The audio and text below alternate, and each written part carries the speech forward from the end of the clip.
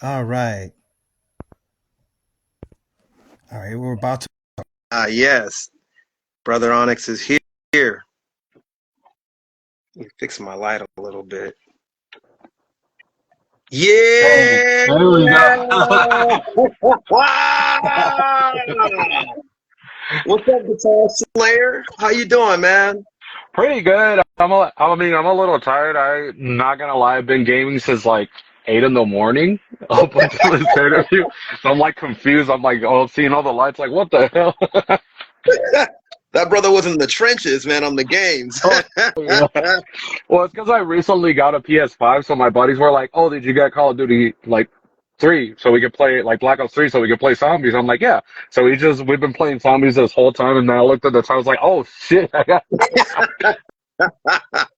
It's all good, man. Shoot, you guys are cooler than me, man. I just watch cats that know how to do it, because I'm not the best at video games, but my brother used to beat games like I don't know what, man. I'm a kid of the '80s, bro. Like, so it's like I watched him like beat a gang of games, dude. Like in the '80s and well, mostly in the early '90s and he was a little kid even then doing that. I was just like.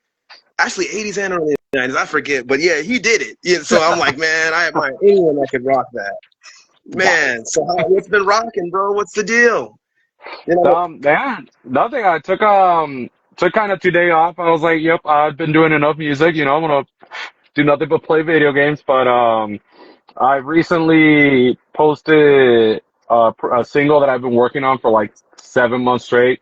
Like, and when I say working on, I don't mean like coming here and then and be like, oh, okay, like I've been just like losing sleep, like going to the gas station and buy caffeine like this. Like, can I get 3 monsters? Um, I really put in the work for this one, and then I just started a separate project that's just for jamming. Plus, on top of that, I'm working on the band's album, which is like 15 tracks. So I've been like mixing each and every one of them as they require. So it's just been a lot of music, and then like maintaining my daytime life, like my daytime job and stuff. But it's been a little hectic. man, well, the thing that I really dig, it's like that guitar is like your friend. Like it's funny to watch you play because yeah, I dig all the complexity stuff and the mix between the whole death metal and gent thing, or brutal death metal slam, whatever they call it, deathcore and progressive type stuff that you're doing. But it's like that guitar is like your ally, bro. He's like your homie, Yeah. like I noticed that. I don't know why. Even when we talked through messaging, I heard you playing in the background. It was like, man, that brother. Yeah, straight up, like something, a lot of people ask me like, oh, what's like the big secret and stuff, and I'm like, oh, practice. But when I say practice, man, I mean like this guitar, it like sleeps next to me, and sometimes I wake up like even before I get caffeine, I just like, huh, I wonder how this sounds, and like I'll like mess around with it. I like always make sure there's a guitar like 10 feet away from me. That's awesome. Yeah, so like the only time people don't hear me play in the background is if I'm driving. But other than that, like they know when I'm home because they hear the like in the back. Yeah, I was like, this brother is really determined, man. Because I mean, I've seen your videos and it looks like that. But when I heard you, I'm like, yep, that brother, that's his like, dude. Like, I'm sure you have friends that are human, but that guitar is like your best friend. Like, seriously, homie. Like, that guitar is like seriously, you guys are like just straight up a team, bro. Like, it's you and the guitar. No, honestly, bro, like I had a talk with someone not too long ago.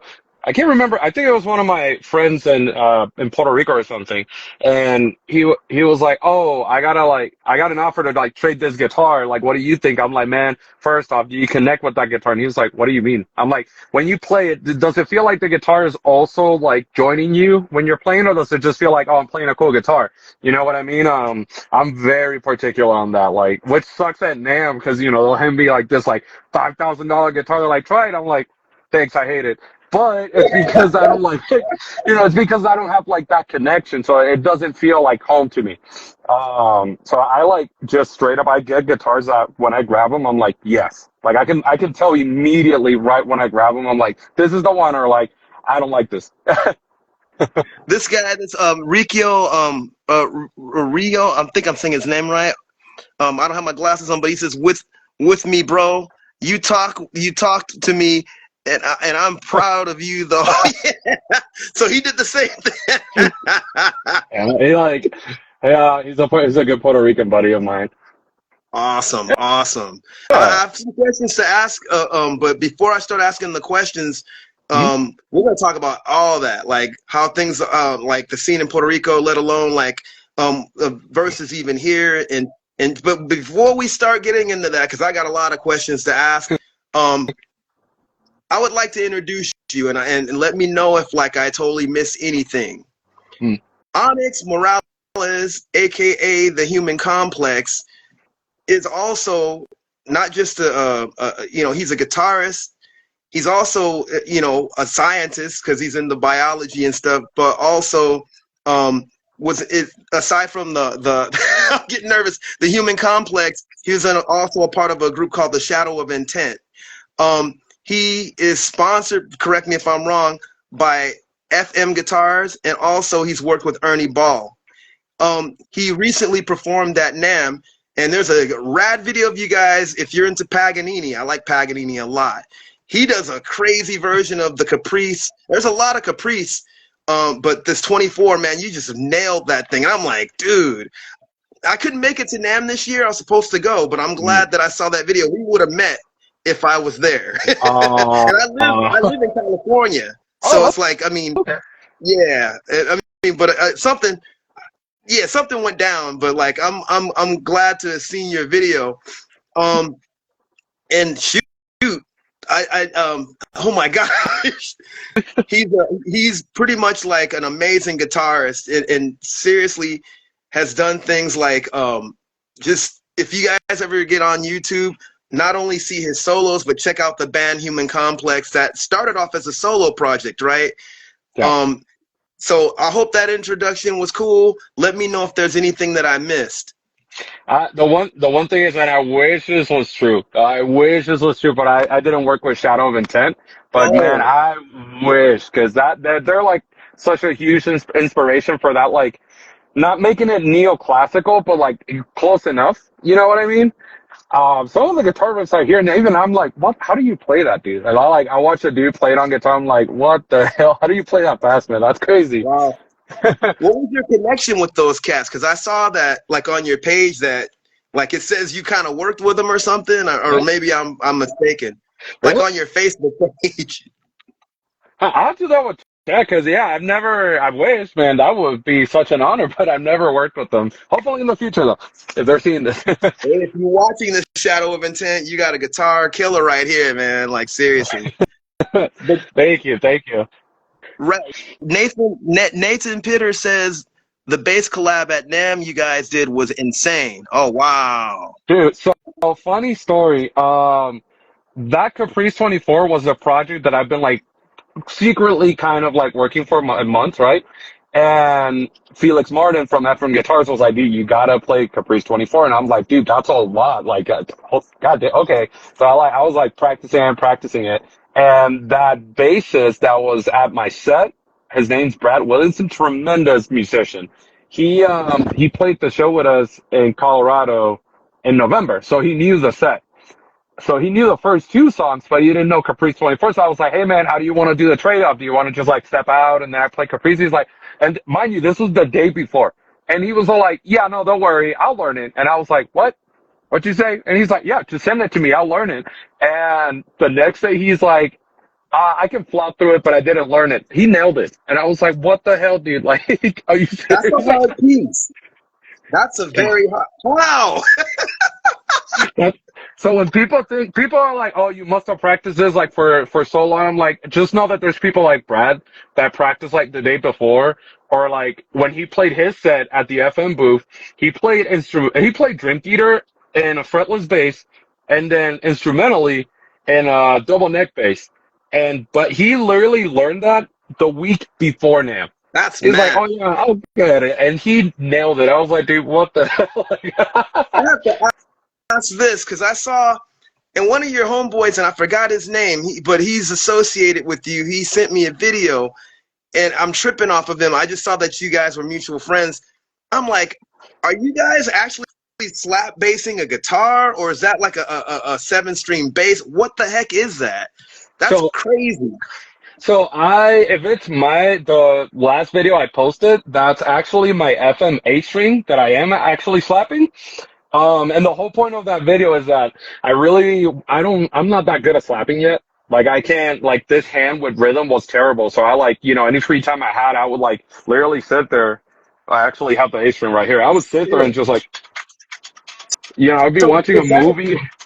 is that a guitar or a bass? Like what the heck? It's a guitar. It's just a 8-string guitar. I Yeah. just can't believe that. I've never seen anybody aside from both of you guys slapping a guitar. I'm like, what the heck? How? Larry Graham is tripping right now. Like, what the heck? Like, Well, who funny started enough, that? funny enough, in the progressive like music world, there's a lot of people that started doing the slap, which is why I was like, damn, I'm like falling behind on the times. Like I should learn how to slap, but I don't quite have it yet. So like that last video I posted was me like kind of be like, hey, I've been practicing this ever since I went to the NAMM show, because like that's all you heard. Like on that guitar hallway, it was just I'm like, damn, I'm like the only one that can't slap. You know what's funny? I'm a bass player mostly. I play guitar too, but I mostly play bass and I play drums as well. Stanley Clark was the first that I ever heard just do. I mean, I'm a Yes fan. I like a lot of progressive rock and stuff too, and fusion. But Stanley Clark was the first person I actually heard play as if you. I mean, it was still a bass, but it's almost like kind of like people would say taking over guitar territory. But it's funny to see that kind of come full circle in the guitar, because he would slap and do all this crazy stuff too. But hmm I'm wondering if Stanley had a lot of influences on a lot of these guitarists, or like what you guys are saying or doing now, because I've never seen anyone do that until now. It's like, okay, Stanley Clark is playing the bass kind of like a guitar at some point, still keeping rhythm, but almost like a lead guitar. Now we got the guitarist saying, aha, all right, you think you can do this? We'll do all that. I'm like, what the heck? I've never seen until you and the guy, I forget his name. I wish I could remember his name. I'm like, how, are you slapping a guitar? Really? That's still tripping me out, bro. Bro, Like, if you think that's crazy, you should check out. And so I think I saw the comment. Yeah, there it is. Like Ando-san, dude, that guy. Shout out to Ando. He's super sick. That guy blew my damn mind. So like he slaps guitar too, right? But I've only seen videos of him on Instagram, and I like finally met him in person, and we played that Denver show together. And dude, this man not only slaps guitar, but not and like doesn't he plays like jazzy stuff on top of slapping guitar. On top of that, he raps and like raps hard, dude. Like I heard the rap and I just like turn around. Like I can't remember where I was, but I just like turn around and someone was talking to me. I was like, hold on. I was like, dude, what the hell? And then yeah, he'll finish rapping and then just back. I'm like, what? How do you even do that, bro? Dude is so sick. I see that one woman, her name is that I heard do that is Michelle Nadegio. She's notorious for playing the bass and doing that. And I don't know how she did it. If I'm rapping, I'm not playing an instrument because I know I'm gonna mess up. But like, I gotta hear your dude, because to do that with some like, especially like a guitar or anything like that too, it's mad. Yep. Dude, no, Man, it's insane. And like on top of that, for a little bit of context, like there was like backing tracks involved, and this man was hitting it like right on the dot. Like he would stop like rapping, backing tracks would hit, and then he would like switch it like right on the dot. I was like, dude, how do you even get to that level? That's insane. Like that's Ando-san is mad. a machine. Yeah. Natin says Cerebrus is working on a 900, and Jojo says badass man, and Ricardo Sanchez is like Diablo, and then I saw the comment about Ando, and then he's la maldita leyenda. Is he that bad? Dang, I don't. My Spanish is awful, but I understood that kind of. No, I used to work with him at a Whole Foods. He's a good Venezuelan buddy of mine, and he calls me La Maldita Leyenda, which is like the fucking legend. That's Every time he awesome. sees me, I'm like, damn, dude. That's Like, cool. Nah, dude, you kill, dude. Like seriously, man. thank you, Like that's bad. thank you, thank you. 9 strings. Sorry. Oh, that's cool, man. I just want to make sure I was knowing. So with let's get into your history. Mhm. I know that you're from Puerto Rico. You're a Puerto Riqueño, um, but you live in Colorado. So Yeah. when did you get into music? Period. And then when did you start playing? So, funny enough, like my there's no musicians in my family. I'm like the only one. But my family is full of like music lovers. So they're like the kind of people that, are always blasting music, driving and know all the lyrics. So like I grew up around that. And my mom, like a lot of people, find out about metal because of YouTube, because of that like older friend you have that's like questionable and stuff like that. No, I found out through my mom. Like my mom told me like she was a big metalhead fan back in the day, so she was like, "You got to learn the basics. You got to learn like Metallica, Megadeth, Slayer, Venom." And I'm like taking it seriously, because like when my mom speaks serious, I'm like, oh, see, I better pay attention. So that's where kind of like the love for like metal started, and I started playing at 14, and still to this day, I don't know what it was. It was the weirdest thing. We were on our way to Walmart on my birthday, so October 9th, like 15 years ago, whatever that was, and where my mom was like, I'm gonna buy you $150 worth of clothes. I'm like, okay, cool, and we're walking, and we passed like a music shop that I like never paid attention to because again they all sell instruments and stuff. So I was like, whatever. And I don't know. I just had this feeling and like kind of like I didn't even slowly look. I like immediately looked, and they had right in front of the door. It was like a $99 package. So it was like a guitar, I think a strap, and like a crappy little like amplifier. And it was like a ripoff of a Fender, but it weighed like 20 pounds. So it was like a super crappy guitar, right?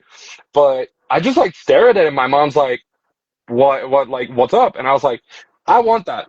And she was like, dude, no, because you're gonna like leave it in the closet, like, and like typical parent stuff, like every kid has that face, But I was like, no, I want that. And she's like, then I'm not gonna buy you any clothes. I'm like, I don't care, I want that. Like, I was like determined for whatever reason, and I never told them, but I was like, yeah, that was weird. Like, it was out of nowhere. Like, I was like picking my clothes already as we were walking, and then I just saw that, and I was like, nope, I don't. I could be like wearing the same shirt for a month. I want that.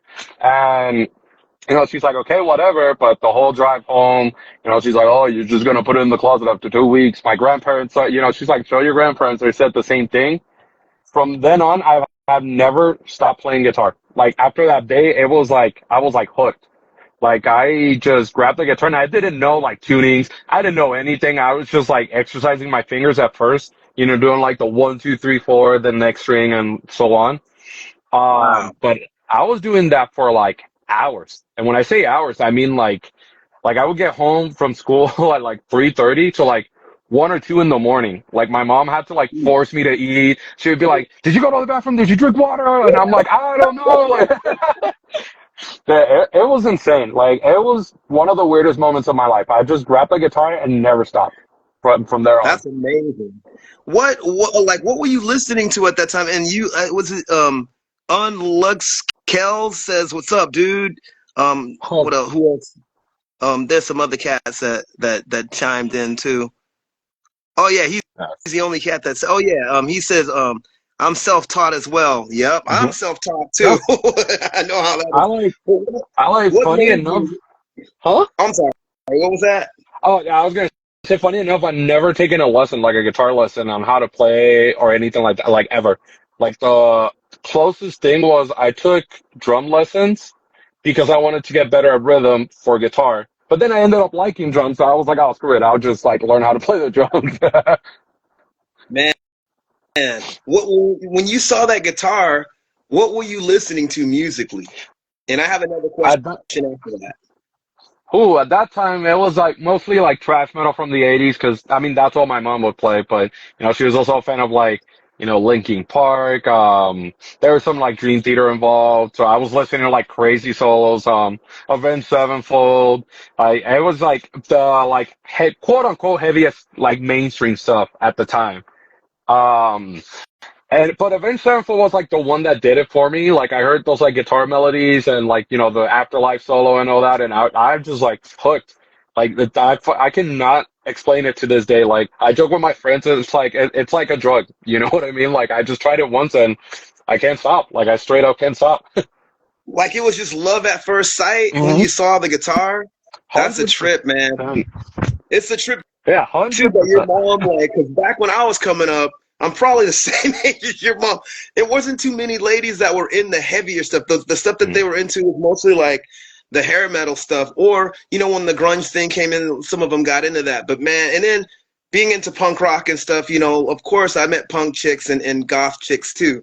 But like, there's very, very few chicks that I knew that were into death metal and thrash metal. Like, Yeah. I mean, so your mom is like, that's a trip. She was into that. Oh yeah, You know. she was like, it was like wild because we never talked about that side of her ever, up until like like she showed me the music. She's like, yeah, I would like fucking like grab the Venom vinyls and like flip them, and she would listen to them reverse. What they were like saying like, oh, if you reverse music, you hear satanic messages. My mom was Maybe. like, yeah, my mom was like, I'm jamming to that. Like my mom was like hardcore, hardcore. And funny story, I actually God, like a year and a half ago, I went with my now partner, and my mom was like, "Yo, play some music," and I was like, "Okay." And I hit like Spotify Shuffle, but I was like, "Oh shit!" Like I don't know what's gonna come up. I'm like scared, and like I think it was Overseer by Aversion's Crown, which is just like disgusting progressive deathcore. And I like look over because I'm like, "Oh shit!" My mom, and she's like driving like, and I'm like, "Oh yeah, I forgot. You're also insane." Like, Sick. yeah. I have to ask, so with that, who are your inspirations on guitar? And like, as far as like just different guitarists, I'll be honest, I'm mostly known for playing bass, but this man is the reason that I started off wanting to play guitar. And eventually I went on to bass, but this guy really inspired me. So with that, I have to ask, like, whether it was one or a bunch of different people. I could talk about musicians all day that have inspired me, but I want to hear that from you.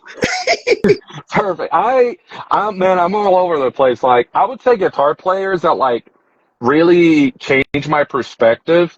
Like the top one that comes into mind, there's two, but what the first one that like, drove me into like progressive, because I was a deathcore kid. I was like nothing but like fucking diminishing minors, and sweeps. And then I heard I think Frack the Gods by Periphery, and Hmm. I was fucking dude, I was like hooked. Like I was like, dude, what are those chords? Like what's that rhythm? And then I started looking into Misha, and he's like, haha, I don't know any music theory, and I like did that myself, and I was like, you can do that, like, because at that time I like just moved from Puerto Rico to Wyoming, so it was like 2011. Yeah, it was a big Dang, change. that's you were living in Wyoming. Yeah, yeah, it was my uncle at the time. He had like a really successful business. Like the man was loaded. And my mom was talking to him, like the crime is getting bad. And like she put me in private school just because public school over there was just wild. And she's like, I'm afraid that he's gonna end up in like the wrong steps and like he's not gonna get opportunities. So my uncle was like, why don't you just move here? And he was like, dude, it's Wyoming. Like there's no crime.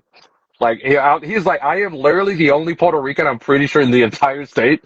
So he's like, it's like a different perspective. And my mom talked to me, and I was like, yeah, why not? And yeah, I think in like 2 months I finished 10th grade, and then immediately moved to Wyoming. Wow. Yeah, Yeah. that Wyoming, I've been there, man. Anything after like around 6, it's shut down, bro. Like I Yeah. was on tour there in my band, here we are, we're from Los Angeles, and so we're just like, let's go to the movies. Man, the last one was showing probably about like around 5 or something like that. And it was closed around 7. So I'm like, we're just like, you gotta be kidding, bro. So, depending where you're at too, because I'm in Jackson. Like I think we're the only movie theater in like 80 miles of a ratio. So if you want to go a movie, you have to drive it. It's wild. Like living in Wyoming, it was like an experience. But because I was in Wyoming, I was also surrounded. It's like a super rich town. I'm pretty sure it's like the richest county in America. So like I grew like it was normal for people to have like a whole like being in high school and having like a whole ass computer and like all this access to like the internet and your phone and stuff. But because of that, that opened a lot. Like I had YouTube, so I could search like weird music. So I like started. That's when I heard Periphery, Structures, Born Over Cyrus, and then like some of the students were also classical musicians. So they were like, "Oh, well, have you ever heard of Vivaldi and like Stravinsky and Paganini?" And I started like download. Like I remember. watching this one guy.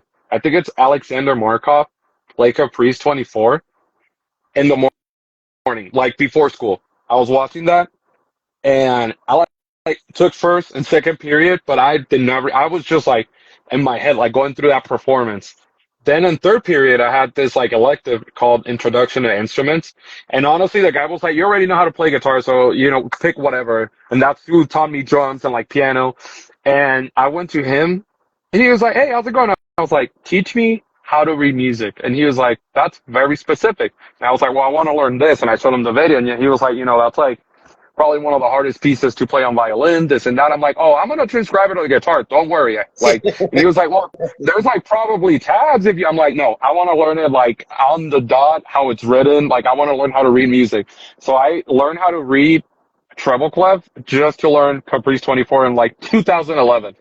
And, with that being said, like Paganini is a huge influence. Like the way he wrote, right? Like everything he did, it wasn't. A lot of people say, "Oh, he was showing off." I'm like, no, he was like, it was like pure passion. It's like he's not playing for the crowd. He's playing for himself. Like Yep. he's like breaking his own limits as a musician, physically and mentally. Because mentally we practice so long a piece for so long, and then we play it, and then we're done with that piece, and then we're like, what's next? And a lot of people just stay in that what's next. And Paganini was like, no, I'm gonna elevate it more. So like, here's like Carnival Venice, or like, oh, here's Caprice number 16. Here's this, here's that. Like, it just kept elevating, and I like that. I was like, damn, like, bro writes music to overcome himself. Like that was to me that was just like mind blowing. Like, and mind you, again, I was like a metal kid, but I heard that and I understood like what he was doing. So he was a huge inspiration. And then like, a lot of like neoclassical guitar players like Jason Richardson was coming out with Born of Osiris, and like I was hearing all these things. I'm like, oh, so you can play the metal, perfect. Like I'll put a distortion on it. But between Misha Paganini and Omar Rodriguez from Mars Volta, oh, that was I another have one. to say Mars this, and Volta. I said this the last time. My friend Ike Owens was in Mars Volta. He was the keyboardist. That was Oh, a good friend of mine. oh, We're from the same city. And I met Omar and Cedric even before I knew who they were. But yeah, man, great musicians. The funny thing that you rest in peace to Ike. Really good dude, man. Love that guy. Um Funny thing is, everybody always says that about those complex musicians as if they were the most arrogant. But even when some of my favorite classical musicians are, I dig Mussorgsky, I did Stravinsky, you mentioned, but also Arnold Schoenberg. yeah. People thought he was just too much. And it's like, no, he's just having fun. Why Hmm. not? Why be boring? You know what I'm saying? It's like Yeah. people just think when you're doing complex music that you're just being like really heady and intelligent when you're just having a ball and just, you know, Yeah. that's I don't know. No, and I don't know. that's like my struggle to this day. Like I see it every single time I post something, people are like, "Oh, like, well, where's like the melody? Like I want to hear a melody." I'm like, "If you want to hear it, then like play it yourself." Like I'm playing for myself. I'm not playing for you, You feel me? Like like I That's wrote the this. best answer ever. Yeah, like I wrote this for myself and I thought it was cool. It's not to like please the masses. Like, if you want me to play something, like pay me. You know what I mean? Yeah. So, and that's funny enough. That's why I started the Human Complex. It was because I was tired of hearing everybody like, well, you should play this, you should play that, or like, oh, you should do this, or like, a band is supposed to be this, music is supposed to be that. I'm like, man, if that's the case, I'm gonna start my own project, right? And I'm gonna write whatever the hell I want. And to this day, that's all it is. Like, once the album releases and people hear it, if you're not used to changes, you're gonna be like, what just happened? I love a um, lot of stuff like that. I want to catch these comments and then I have a question based off of Human Complex. Um, color, sorry, I don't have a colored in stereo says, love that story, man. Um, Kales is like, you're hella inspiring, bro. I strive to play as efficient as you do. That's so rad. Look at all the love. Shout to everybody that's here and that's come out and interjecting. Um, thank you, thank you. Colored, Colored in Stereo says, the world misses Ike. Uh, Yeah, Ike was a good. He literally was my friend. Well, I'm from Long Beach, California. I played with Ike a few times with my band Create, and also we've jammed in other circles. But we you know, like literally like we were homies. You know, like Hmm. I miss that guy. I still talk to you know, members of his other group of Free Moral Agents. He was a Oh yeah. really good guy. If you ever met Ike, he's like a huge hug, bro. That's how cool he was, you know. Um, Naughton says Bulb Misha during his Newground.com days. Dude, um, yeah. he goes, oh, Colored and Stereo says, dude, I love your riffs, and I barely, I'm barely a metal kid. And then he says, he did so much for TMV. Who are you referring to, TMV? Mars oh, Volta. oh, the Mars Yeah. Volta. I'm just thinking. Yeah, he killed, man. Ike was a force. It's one thing because I think he did some stuff with what's the name of that southern sort of metal band? How could I forget the name of that band? He's worked with a lot of different people, and seriously, like it's one thing to watch and hear the stuff that he's put together either on his own or with other bands, but it's another thing also to see him perform too. He Yeah. was not somebody that you want to mess with in any of those categories. Like, I mean, it's just like, even when I was performing with him in the band that I was in, and because all of the band that I was in was all improv, and he just joined us for that live show, and it was just, I was feeling it. It's like the hairs on my neck was standing. I'm playing, and he's just like, Dude, yeah, man. I'm like a firm believer, dude, that one of the requirements for the Mars Volta to be like, hey, play with us at our show is that. Cause like, dude, god damn, I saw them live like 2 or 3 years ago, and there's this song, Sigmas, which is the first song I heard, by the way.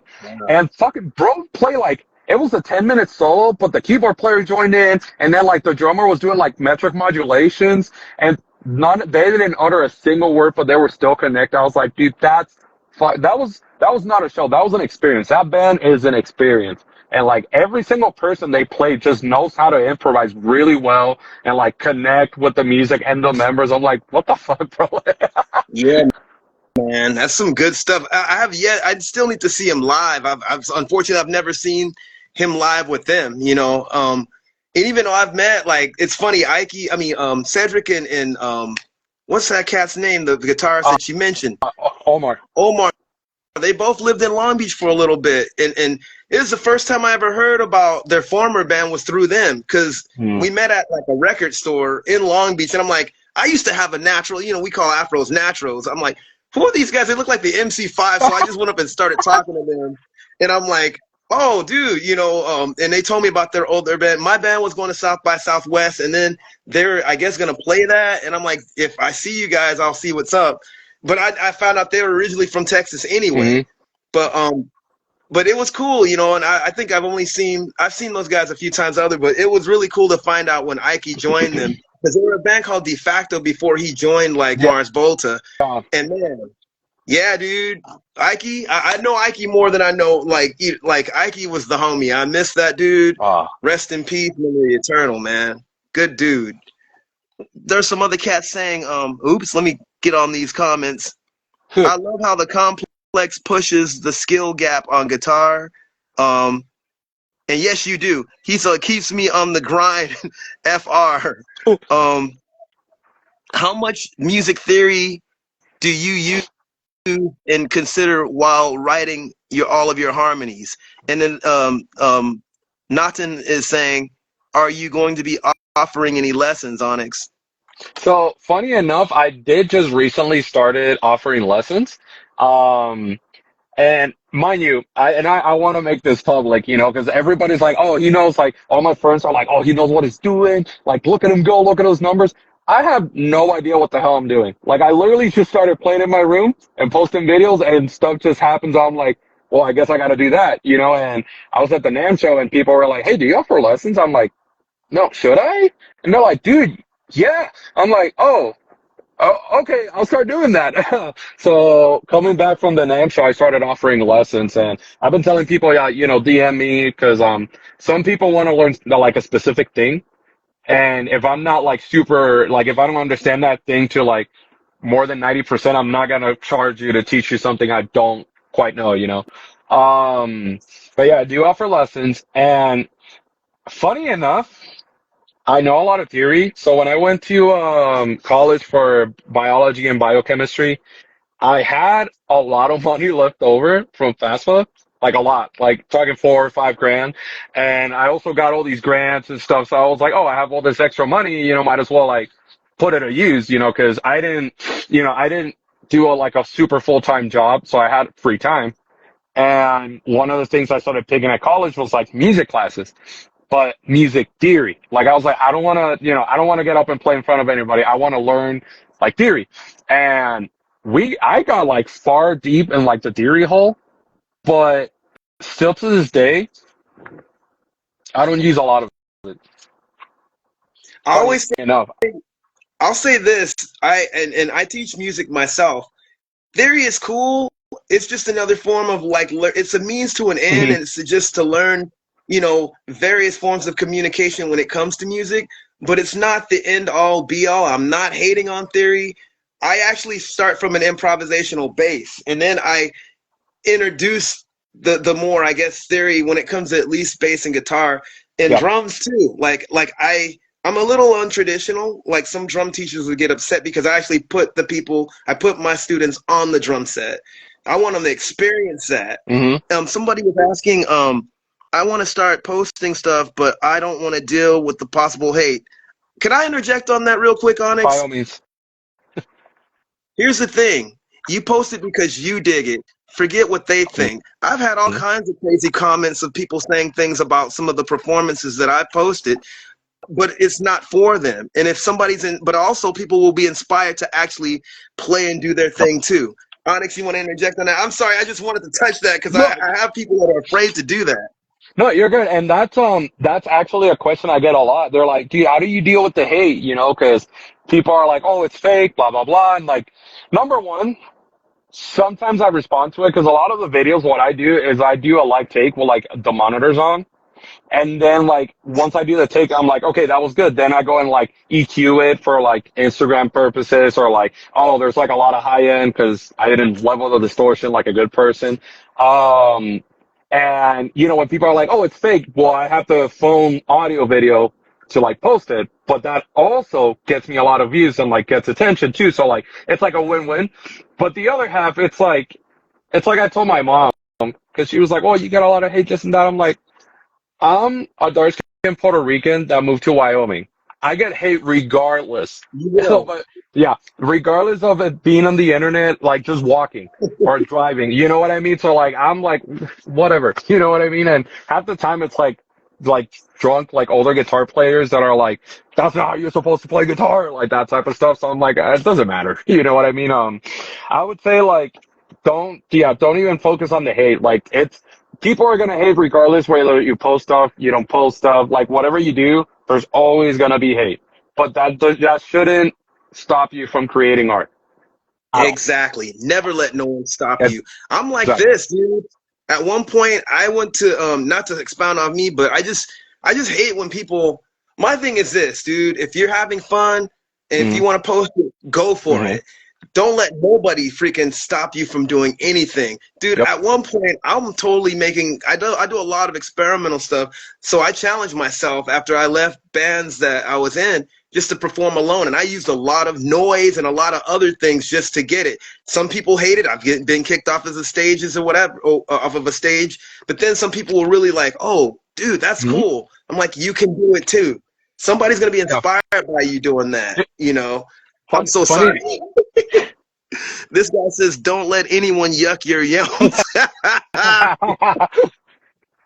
Literally though, like don't let anybody. I mean, and you know, to expand on what you said, everybody loves that like Thurman whammy trick I do. Like, dude, I do that and people lose their minds. They're like, yo, that started because I thought it sounded cool. A lot of people hated it.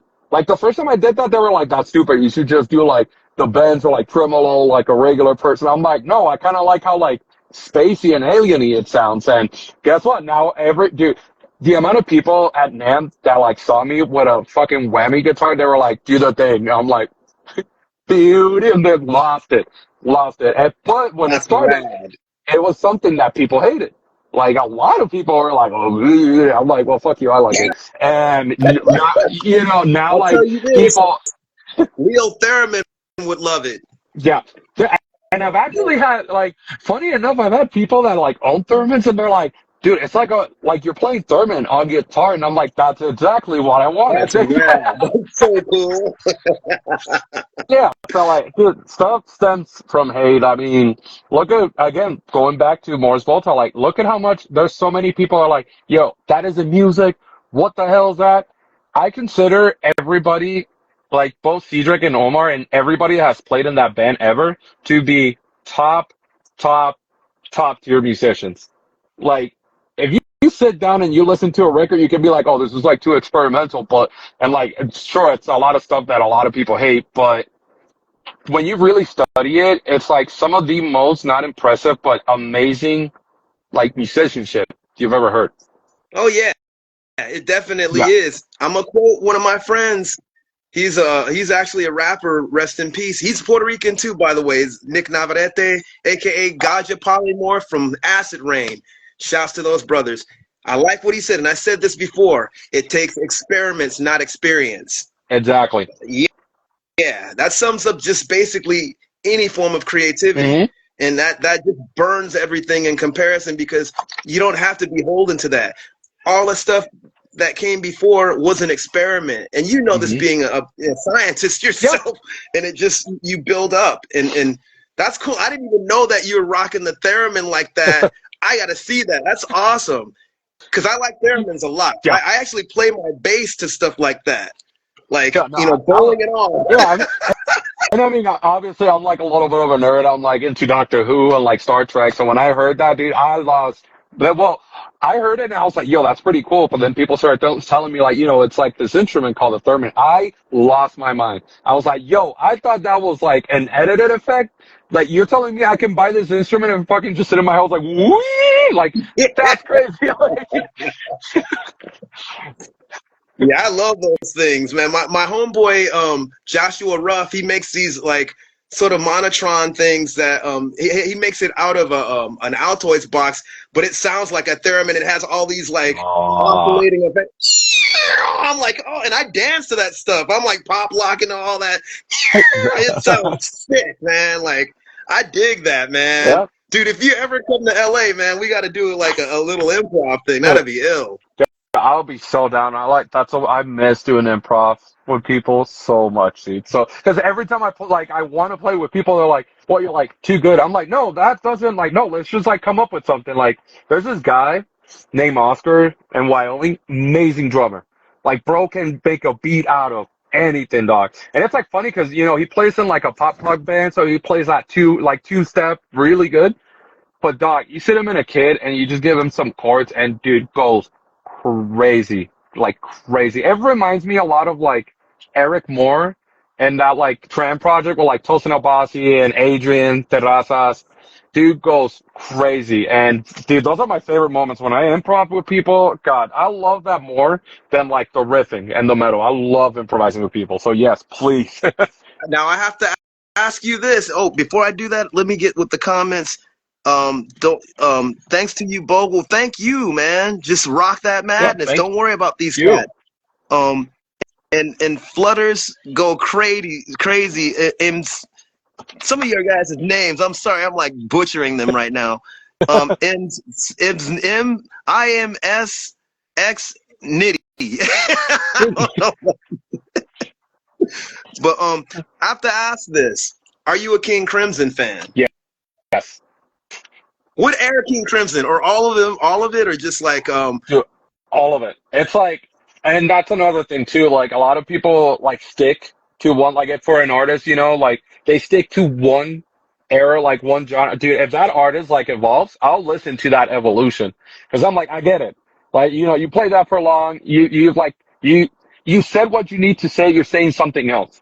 So I'm like, if you're a really good musician, I'll sit and hear whatever you bring up that's and awesome. like try to take like a piece and learn from. Dude, that's on a whole another can of worms where people are like, well, they were better here. I'm like, dude, shut up. Like, Man, yeah, I'll be honest. I like a lot of their stuff, but my favorite era is the first one I got into, which was what they call the red era, Lark Tongues and Aspect Yeah. Starless, and we just lost Jamie Muir, who was the percussion on the Lark Tongues thing, actually recently.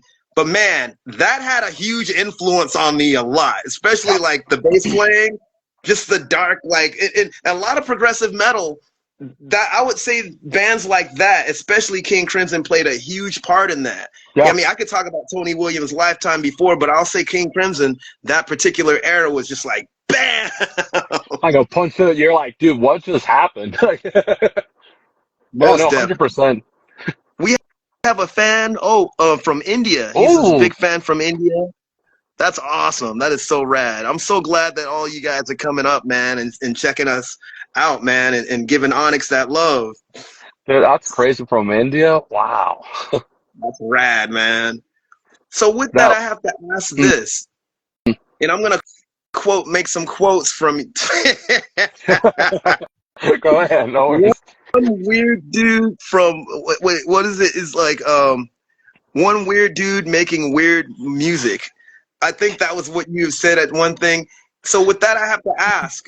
Now, from what I looked up the human complex, um, the definition of it is psychological shadows. I mean, a psychological concept that has to do with proteins in humans, or what's the other one? Like oh man, I didn't wrote this so bad.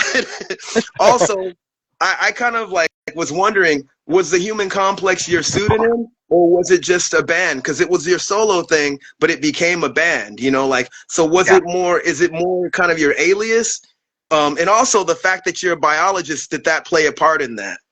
So funny enough, no, I actually got the name in like passing. Like I can't remember the movie. It was like a like super obscure like psychological movie, but essentially the character was talking about like how the human complexity where like a lot especially in science, we like think we're gods. We like play God, like if you want to feel happy, well, here you go. You don't have to wait for your brain to do it. If you want to do this, like, we can put a heart in a person. I think a couple of years ago, some Italian surgeon was like, I'm going to do a head transplant. And he had like whole like blueprints for it. And, a lot of the times we play God, but at the same time, a lot of the times where we recognize how like small and insignificant we are in like comparison to the universe and like in nature itself, so I thought that was like a really cool, like kind of like shrunken down version of that. Like a lot of people I know are like, did you get that from the human abstract? And straight up, I forgot about the human abstract. But at that point, I already released music and I was already making videos. So I was like, I can't just like change my name now. You know what I mean? But that's where it came from. It's from that like complexity of being human, and you see it a lot in people. Like a lot of people think they're like hot stuff, this and that, but then they have their days where they're like, I like don't matter type of stuff. And that falls in that same category. I was like, that's such an interesting, like, kind of like speedometer. It can go like full left, full right. It's never in the middle. It's never like one way or the other. It's always like, fluctuating back to back.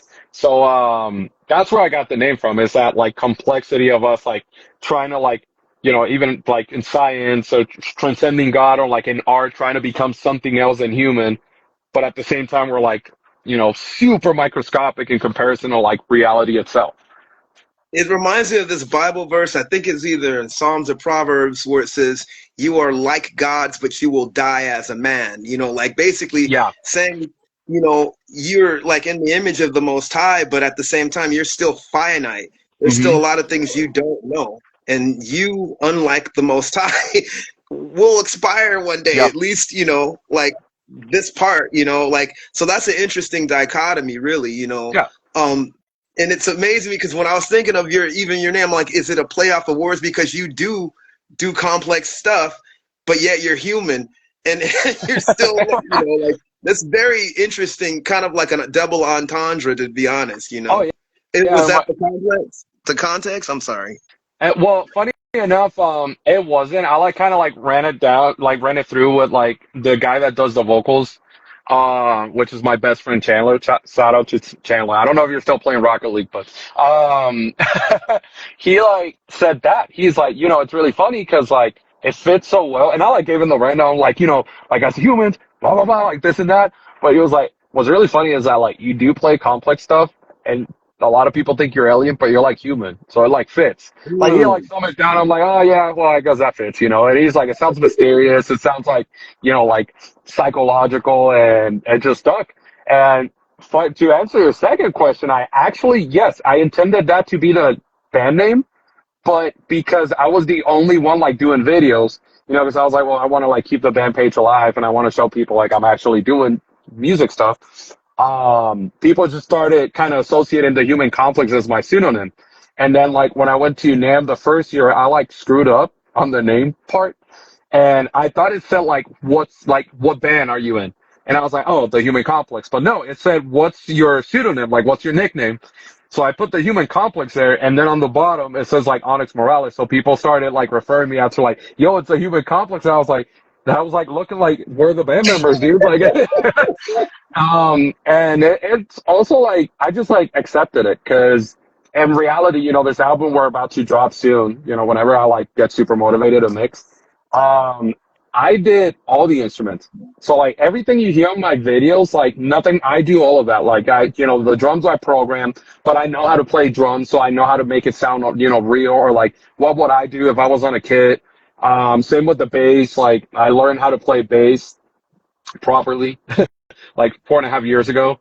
So, Mm. I transitioned now. Like I learned most of the instruments. I would say 98% of the instruments you hear, I learned how to play for this album because I was like, I don't want to like do something and people are like, oh, that sounds so fake. Like nobody would ever do that. I want people to like question, like, is that like a real instrument or is that program? You know what I mean? And that's something that the vocalist and I abide to this day. Like, I'll make something, send it to him. He's like, hey, the velocity on the piano is like too high. I'm like, you're right. And I'll go back and like change the velocity. I'm like, how would I, okay, that, this is how you play it. Okay, perfect. Then I'll put it so it sounds like more natural.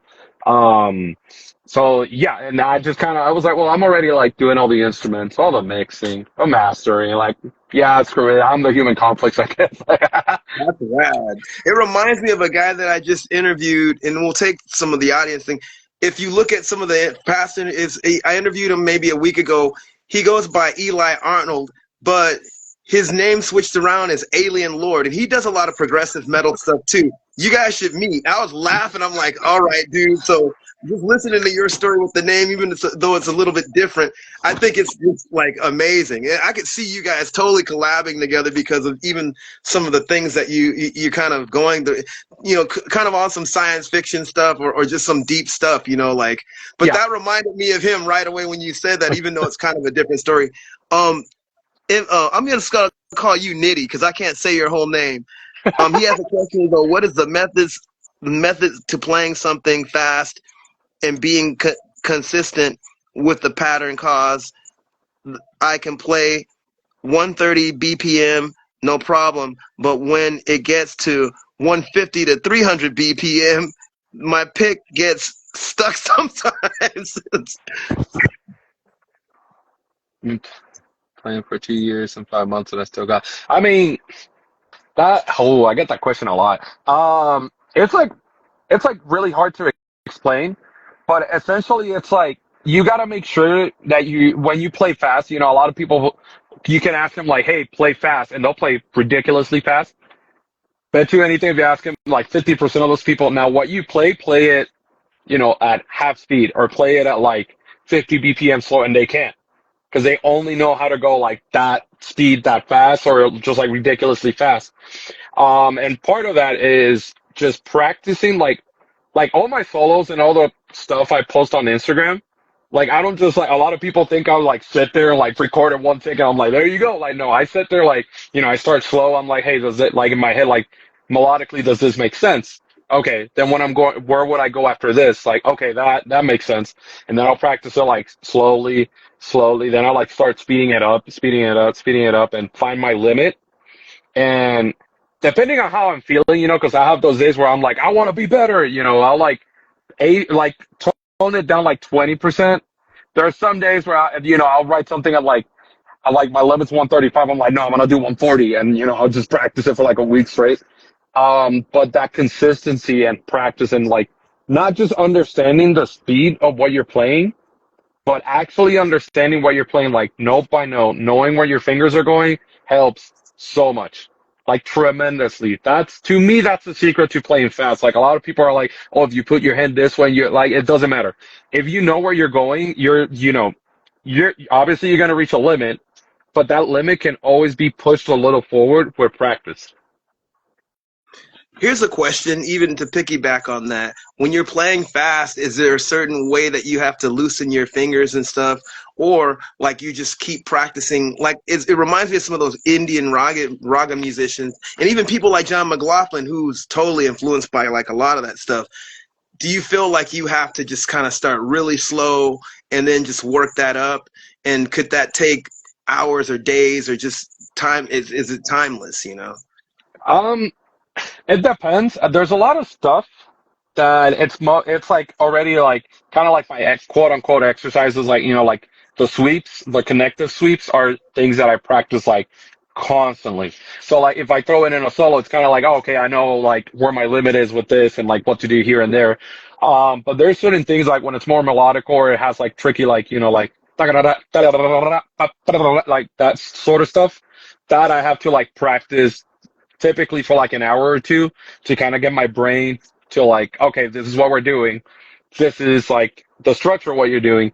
Now we just have to find that like limit. And honestly, a lot of the times I don't even hit my limit. If it feels better at 120 BPM than 130, then I'll play at 120. Like I like playing what the song needs, not what I want, Mm. if that makes sense. Yeah, No. like I don't go like I want to play fast because whatever. I go like how does this sound like the best? So I'll like start. I'm like okay, this is where it sounds the best. This is where like the notes come out the most, or like if it's like a super passionate and like powerful section, like okay, the speed does fit that sort of stuff. That's awesome, man. What was I gonna? There's something else that I was gonna. I had something. Um, it's so crazy, like just thinking about like just music in general and like where it could go. And there's so many different passages when it comes to that. How do you see yourself like in the grand scheme of things, just as a musician, let alone like even when it comes to metal, Mm. and just the state of where metal is now? I quite frankly, I mean I look at the like what's new and hot in metal, but I try to avoid being in that circle as much as humanly possible. That's why a lot of people, like, if you seen me at NAM, that's why you didn't see me a lot in, like, the Abasi booth or, like, in all these, like, popular booths, because I don't want to sound like other people. I want my own sound. And for me, music, it's funny because it's almost like how it was with science. If I would learn something in science, like if the professor's like, oh, today we're talking about like how to fold proteins or like how the dimensions of the proteins affect hair, affect all these things. If that interests me, I would like for a week, that's all I would read. And then I would like research and, do my own study. And with music, it's kind of the same thing. If I have an idea and I really like it, boom, there's a whole song. Like a lot of the album, like there's songs in the album, and by we, I mean like me and the vocalist and this other guy that helped us out. It was like 4 days. Like we have a song out called Sectum Sempra, and funny, I was like going through like a much needed breakup. I was in a super toxic relationship, and I like wanted to write a song about living something bad, but I was like, I wanted to be like twisted, like kind of from a serial killer's perspective. And my vocalist was like, okay. And this man sat there and wrote it in like 20 minutes. Like That's I watched crazy. him. Yeah, like before there was like before I think I had like verse one of riff, and this man sat there and wrote like 20 minutes on like exactly what I needed, and I was like, all right, and he was like, do you want me to send you the lyrics for? I was like, no, I want to like I've read them once, I'm good. I want to hold on to that feeling. I don't want to hold on to the words, and yeah, like 4 days later, I was like, hey. Here's the song. Here's the concept. Here's like a little intro solo. It has a breakdown. Here's all the effects. Here's the chorus. Like I was like, I want you to do this and that. And yeah, in 4 days, it was like he showed up on the fourth day. He was like, all right, and did all the vocals that day. And a lot of our songs are like a lot of our ideas start like that. Like we'll be hanging out, like playing video games or just sitting there, and I'll like bust open my laptop and like do a riff. He's like, yo, that sounds really cool. And he's a vocalist, but he also plays piano, drums, like he does production. So, he'll be like, oh, it'll be cool if you add this. I'm like, yeah, yeah, you're right. And then, I'll do it. And like, he doesn't know too much theory, but he knows enough. So he'll be like, well, I'm hearing this and this. So I'm like, all right, you're hearing like a minor seven, but like an added ninth. Okay, we can do that. I'm like, but it would be cooler to do like a major augmented five. And he's like, what does that sound like? I'll show him. He's like, great, do that. And next thing you know, we have like a 6 minute song with like a solo, a breakdown, like a super quiet section. And that happens like that. Like, That's rad, man. yeah, like when it comes to music, I don't view it as something that, I mean, I do study it and stuff, but my own music, it's not something that I just sit there for months and I'm like, oh my God, like, yeah, it just has to be what I'm feeling. Like, if I'm feeling, I'm like, yeah, I feel that. Like, it's almost like it's out in the universe and my, like, mind catches it. Boom, I like do it. It's like instant. Like sometimes I'm laying in bed about to go to sleep and then I just like wake up like the Terminator and like go write something and like do a video and I'm like, okay, I won't forget it because it's a video. And then I'll come back to it and like keep doing, or I'll do a video of like a section, but in reality I have like almost an entire song. A lot of the album stuff was like that. Or so the other half was like riffs that I wrote like 7 and 10 years ago and I didn't do anything about it. It'll be like, like a verse or like even just like a little riff. I'm like, okay. And then I came back to it. I'm like, it would be cool. And then boom, whole song right there. Amazing, man.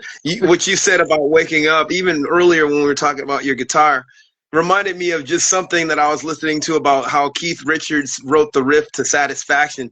He just woke up and basically, you know the story? He Yeah. woke up and like hummed the riff, but like he was asleep.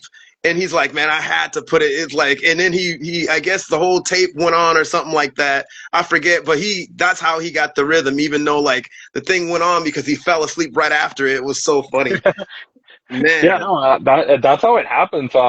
Like there's no like super complex thing about it, like, about like the process. Like I literally sit there, like, be it in my boxers because it's morning, or be it like with my work uniform, I'll sit there, record it. I'm like, perfect. And then I leave. Then I come back the next day. I'm like, I had to put myself on like limits because I was like sleeping 3 hours a day or like 4 hours a day. And I suffer from like severe like anxiety, like generalized Oh, anxiety. And wow.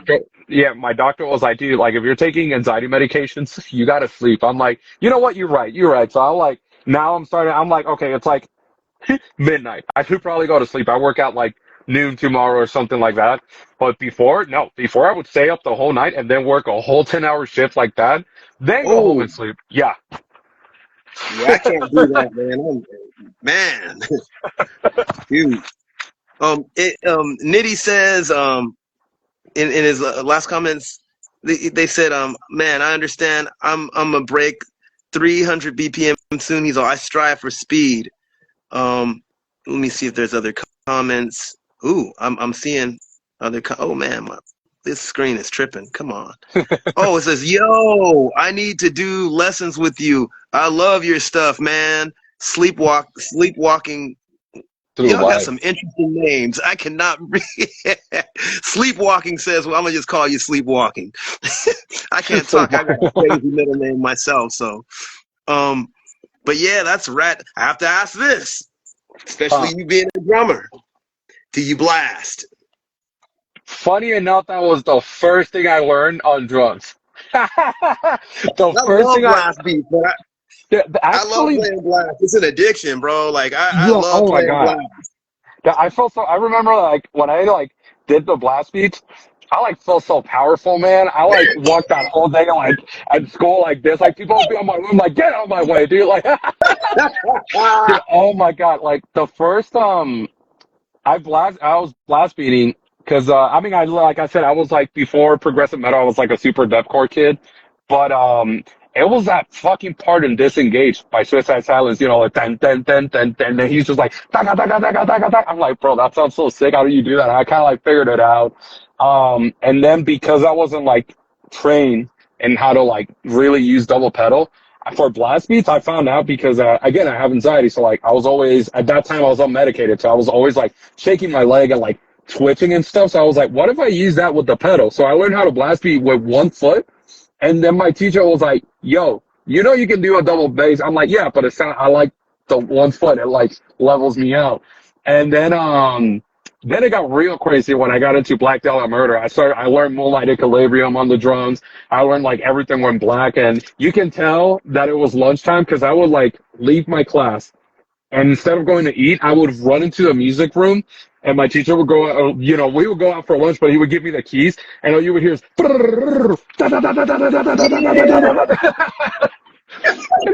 he was, he was like, dude, I'm so sick of hearing you need to learn something like jazz, or he said, please, I'll teach you anything, but goddamn, he's like my poor snare drum, dude.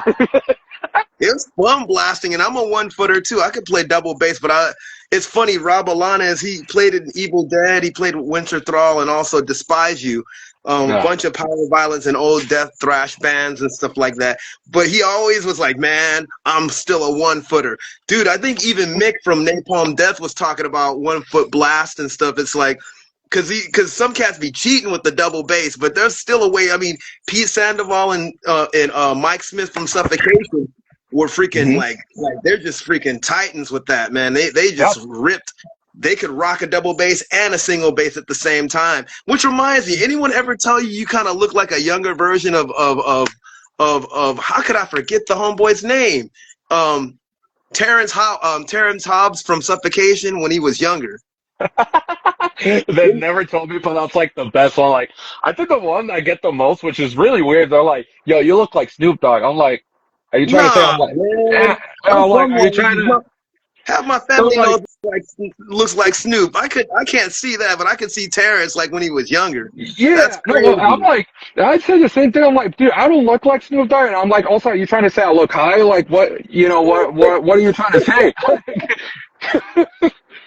It's wild. I've had that, or like there was a point on TikTok that like fucking someone like started hashtagging in my videos, and I didn't notice because I got so many comments, and I had like, I was like, oh, in like 2 days I'll check like all 1,000+ comments, and I'll like sit there and read all of them and like them, and there was this guy that went around and just tagged like Metal Snoop Dogg, and I was like, but he did the hashtag so much that you could like. At some point in TikTok, I don't think it's there anymore, but at some point you could like type Metal Snoop Dogg and like my videos would pop up. I'm like, this is the craziest thing that has ever happened to me because number one, I don't look like Snoop Dogg, and number two, Metal Snoop Dogg is the wildest thing I've heard in my life. That is funny. He might get a kick out of it. But no, they think all brothers look the same. No, like somebody thought I looked like Angela from Fishbone. I'm like, I don't look anything like that dude. He's a cool cat. I've met him, but like, dude, I don't look nothing like that dude. He's like, dude, nah, he's a cool dude. Don't get me wrong. But I'm like, they're just thinking all brothers that rock look the same. I'm like, what the hell, dude? That's crazy. Man. Nitty says that I got tendonitis a few months ago because I do powerlifting and guitar. Good grief, man! How on earth you do? Anybody doing powerlifting, man? I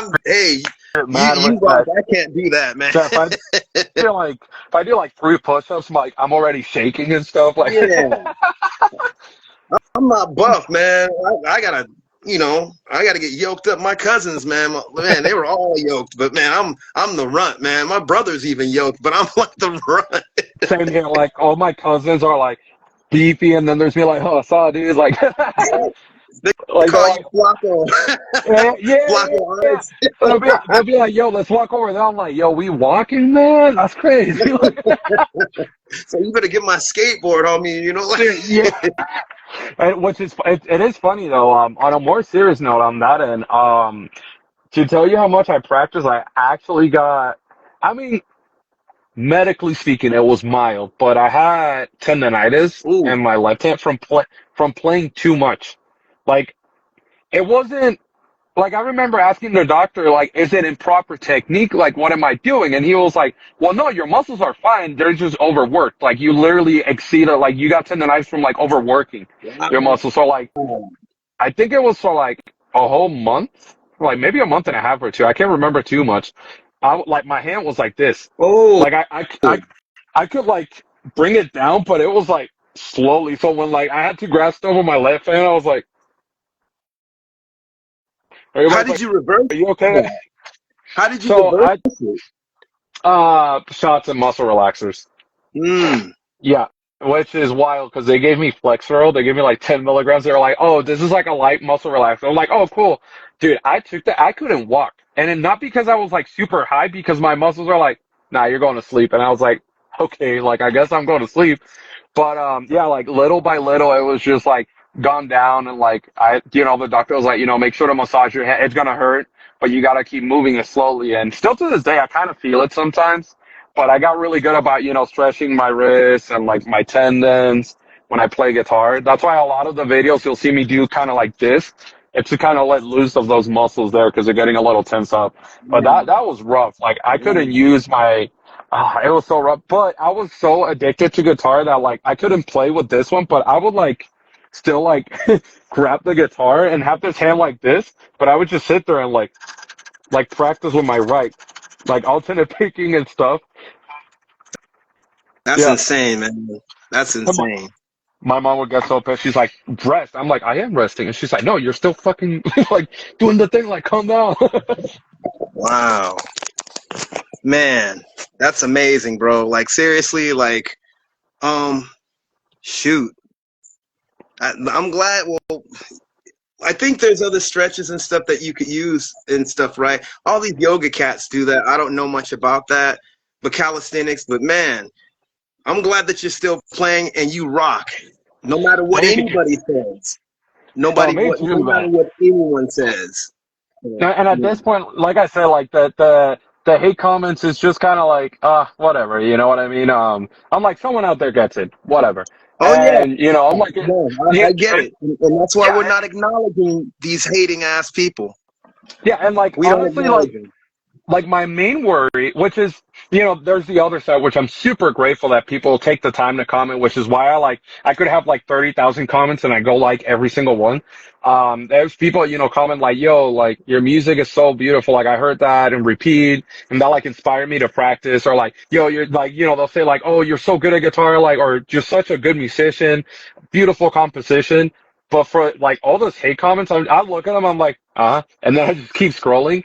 My main concern is A, do I like it? And B, that I embarrass my endorsements. That's it.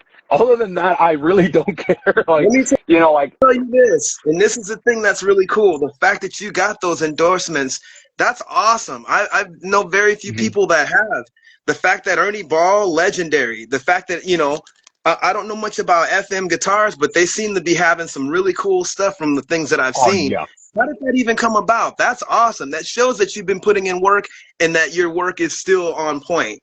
Yeah. Well, funny enough, the Ernie Ball one was like, it started as a joke, which I think is still the funniest thing. But like, people on TikTok, I like played like Sterling's, and I don't have one near me, but I played Sterling's, which is like the cheaper we can afford it version of Music Man, which is Ernie Ball's like line of guitars.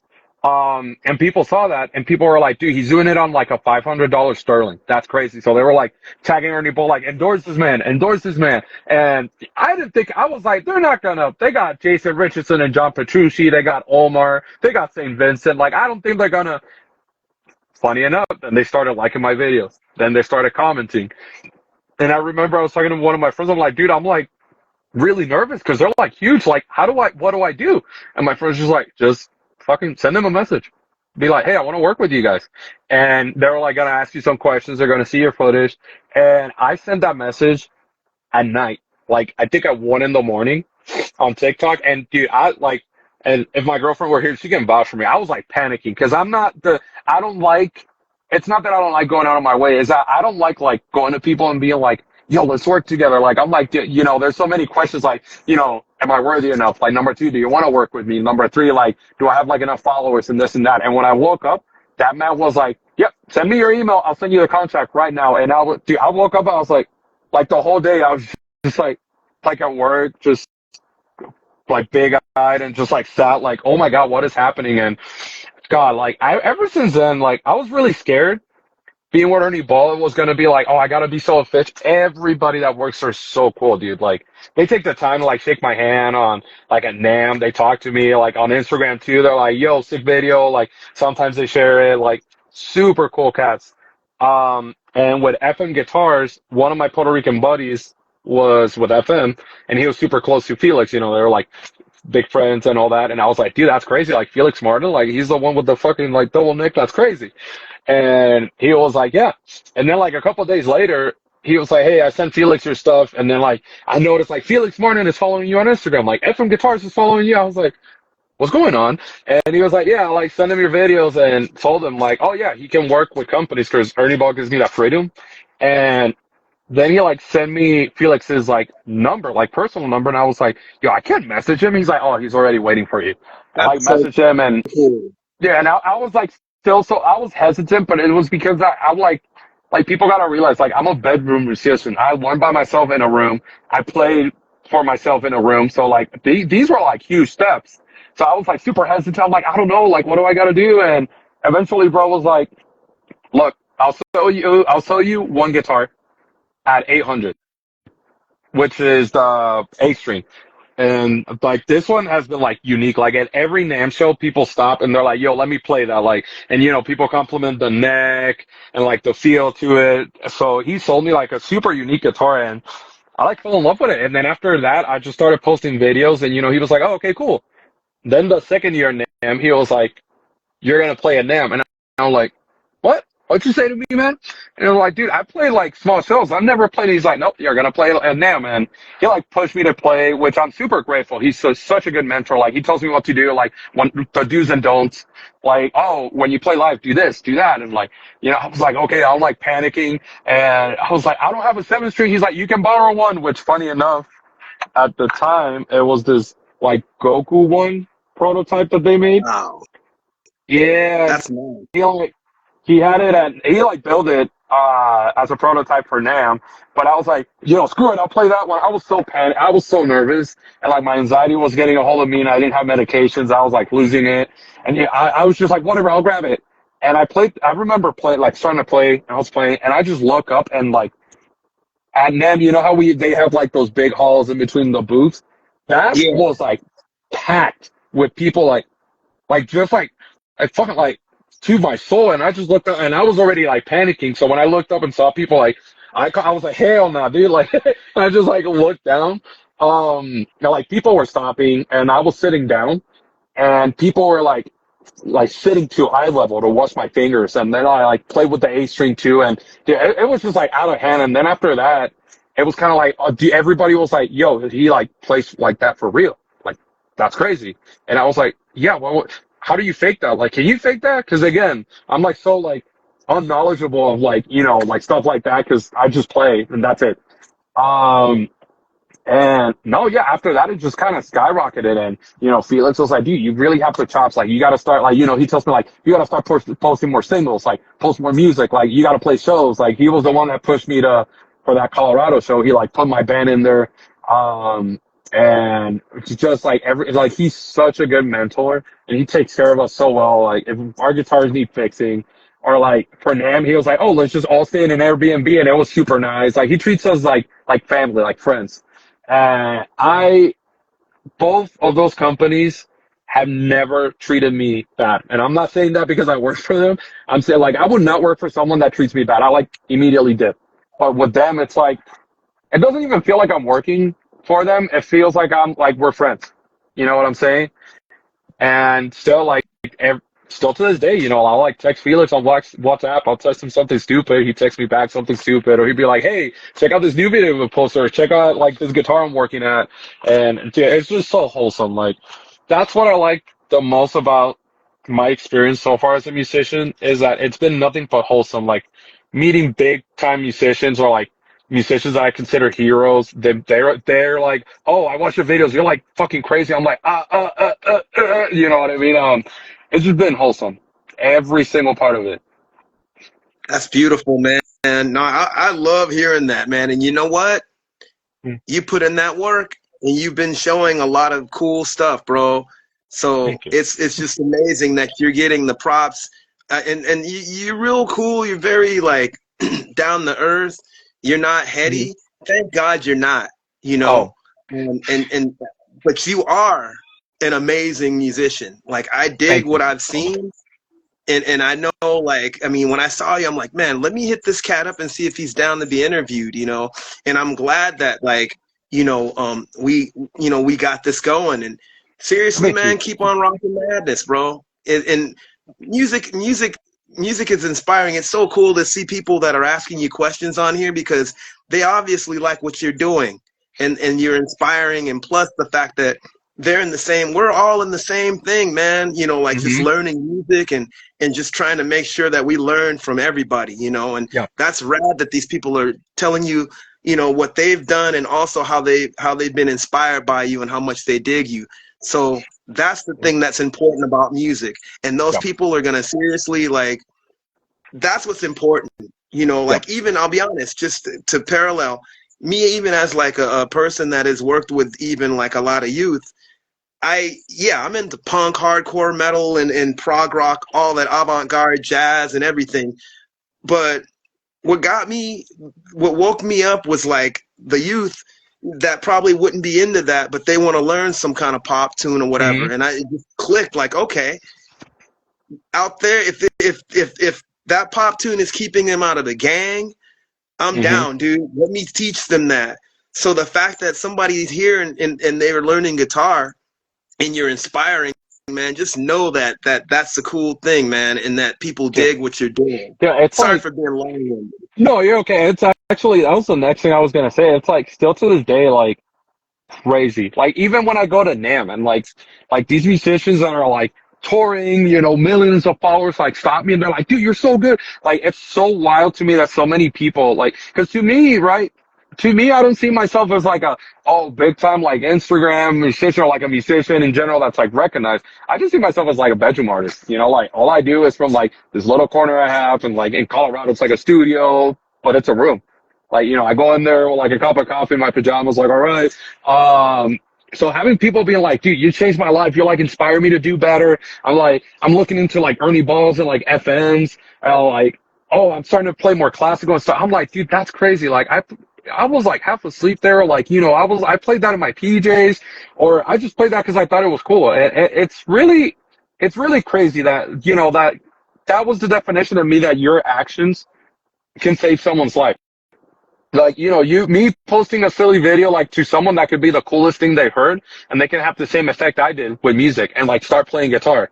And like, oh no, I don't want to go partying. I want to play guitar. Or like, oh no, no, I got this serious thing. And to me, that's like, yes, it's cool and amazing, but it's like mind blowing how like one little, oh, this sounded cool. Let me post it. Like that could change someone's life.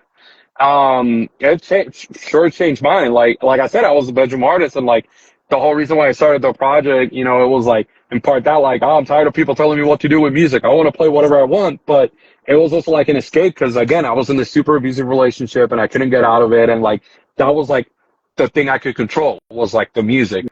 But Mm. then it just became like little by little, and now I'm like indoors, and like I go to NAMM and they're like, "Hey, where are my bats? Like, play this guitar, play this," or like, "Yeah, can you give me like an autograph? Can I take a picture?" I'm like, "Bro, that's like crazy. That's so crazy." And that's why I take the time when people are like, "Oh, I'm a fan." I like take the time to talk to that person because number one, you don't know who you're talking to, and number two, like it costs like $0 to be a decent human being, and like and they're a fan, but they're like a person, just like you. You know what I'm Yep. saying? You're having a conversation with a person, and I don't know. It's just like the whole ordeal is like so still like so wild to me. Like I'll talk to people, they're like, "Oh, a picture," and then I'll like walk away. I'm like, "That's crazy, dude. That's insane." Like, it's Well, crazy.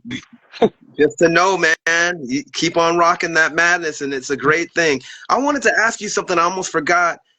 How is like the underground scene in Puerto Rico? Because I know of a few bands from the '70s. There's a band called Holocausto. They were like a Oh yeah. progressive, actually a Christian sort of progressive metal, like Sabbath meets like progressive rock type thing.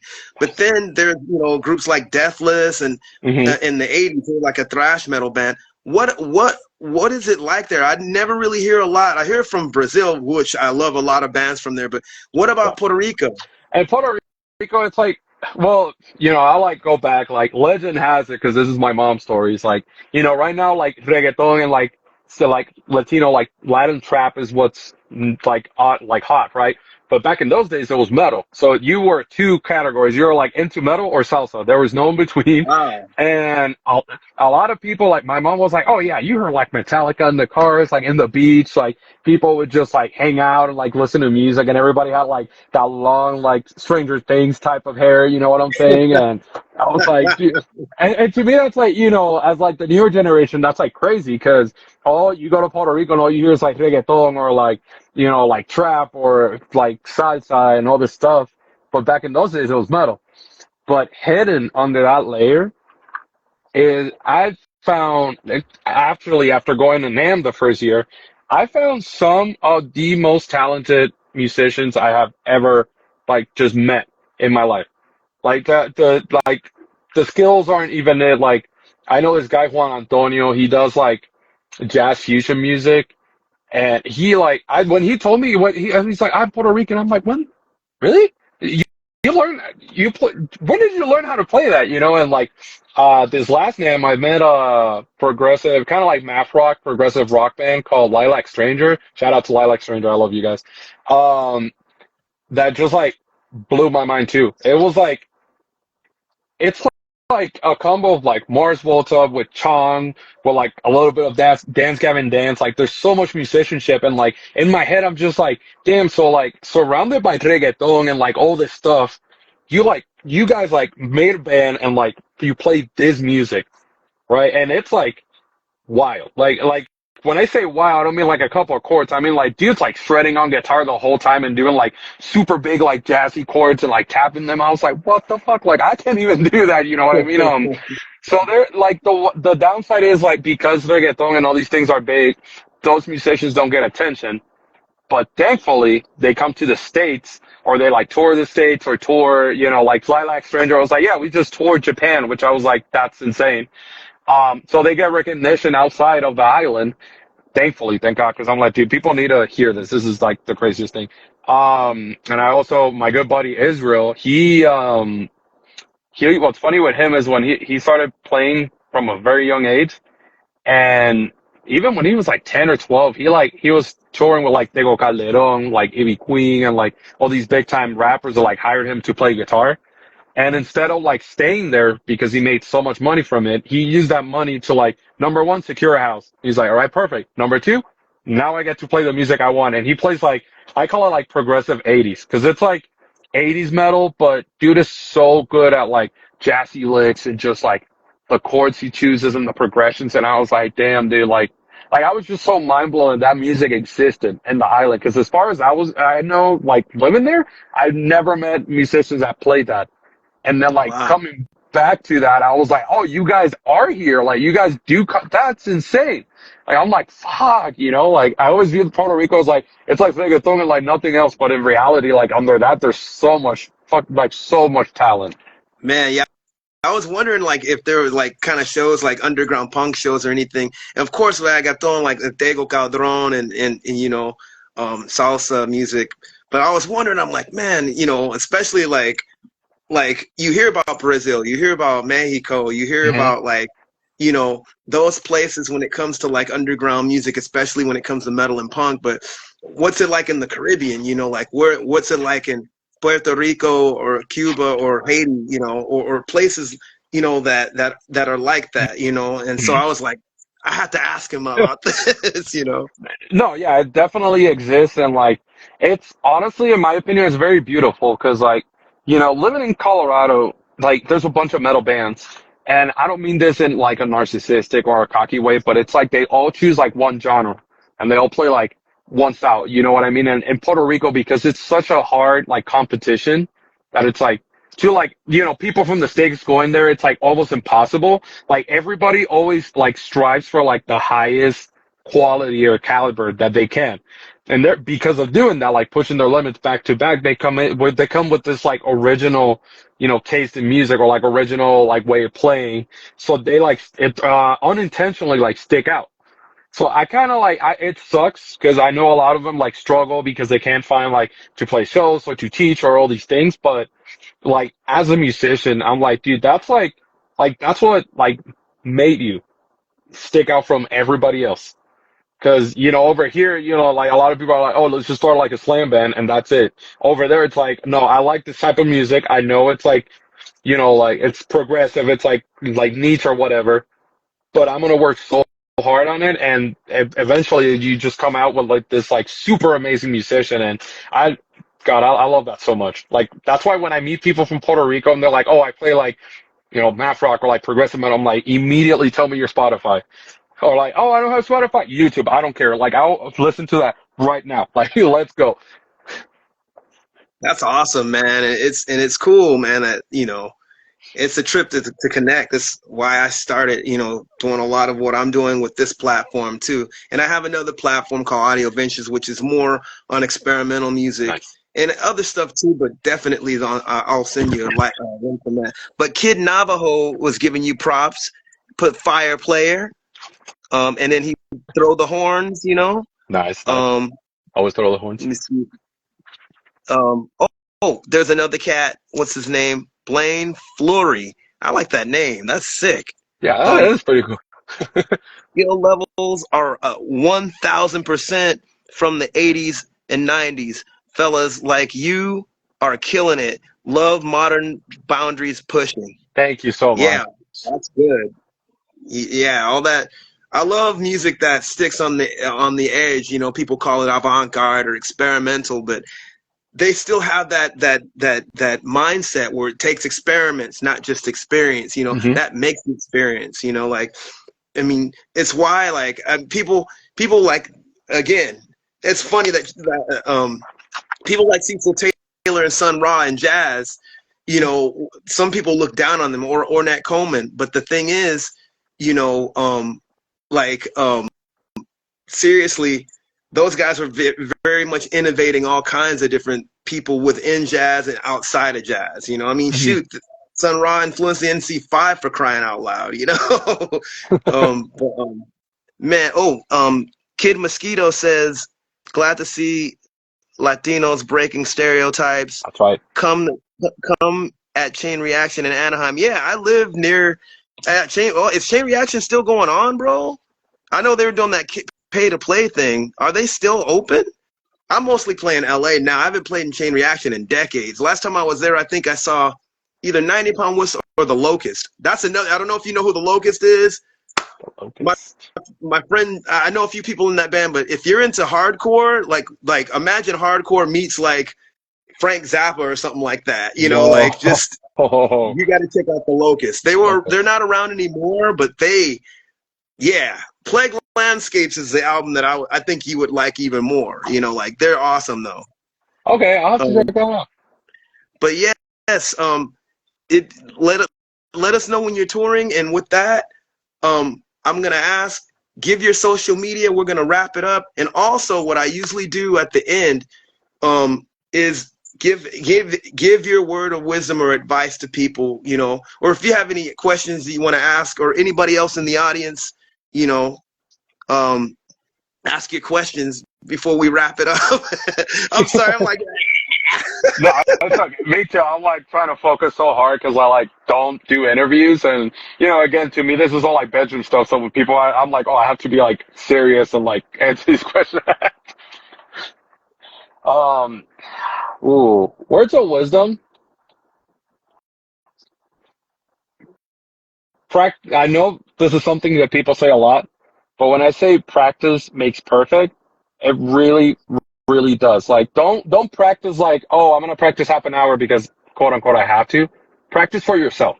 Like that's discipline yourself to break your limits every single time you practice. You learn something like last week, good. Now play it faster, or like play it slower, or like add stuff. Like always practice for yourself no matter what. Like no matter what anybody says, no matter if anybody's like, oh, you're playing wrong, or like, oh, your technique's wrong. It doesn't matter because I don't have a good technique, but you know what I mean? Like now, I got endorsements. I'm going to NAMM. I like got my own project going on. So always practice for yourself.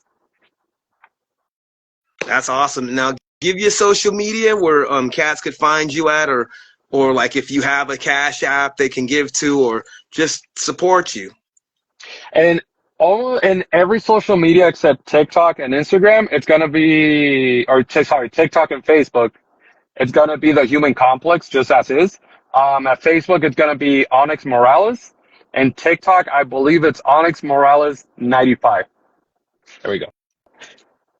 Right on, man. Well, hey, we want to thank you, Onyx, Thank you. celebrating Black History Month with us at Black History of Rock and Roll and sharing your wisdom and also just vibing with the audience. And shouts to all of you guys that came out.